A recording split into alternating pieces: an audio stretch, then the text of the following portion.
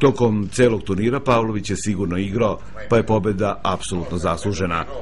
Vodio je od samog starta, a ni neočekivani poraz u 9. kolu partiji sa Ugrenovićem nije mogao da spreči njegov trijumf. Hteo bih prvo da se zahvalim organizatorima, šahovskom klubu Vodovodu i pogotovo predsjedniku i direktoru turnira koji je motivisao nagradnim fondom sve igrače da budu što požrtvovaniji. Turnir je bio borben, svi izgaralo se za svaku partiju, za svaki poen.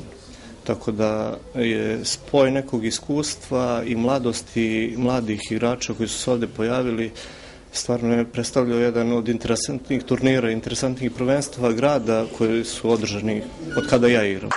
Drugo mesto pripalo je prošlogodišnjem prvaku FIDE majstoru Borovidu Zlatanoviću, koji je za pobednikom zaostao pola poena, kao i trećeplasirani majstorski kandidat Slava Marković, koji se posle 10 godina odličnim igrama vratio na veliku scenu.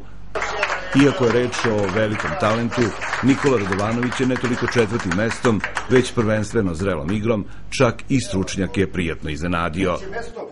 Veoma sam zadovoljna ovim turnirom jer je ovo bio jedan veoma jak turnir gde su svi protivnici bili u istom rangu, svi su bili slične jačine i nadam se da ću da nastavim ovako i na ostalim turnirima.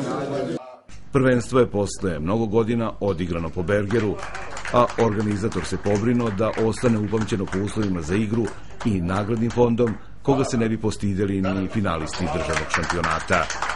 Ja sam na otvorenom turniru rekao da su svi pobednici koji su došli na ovaj završni turnir.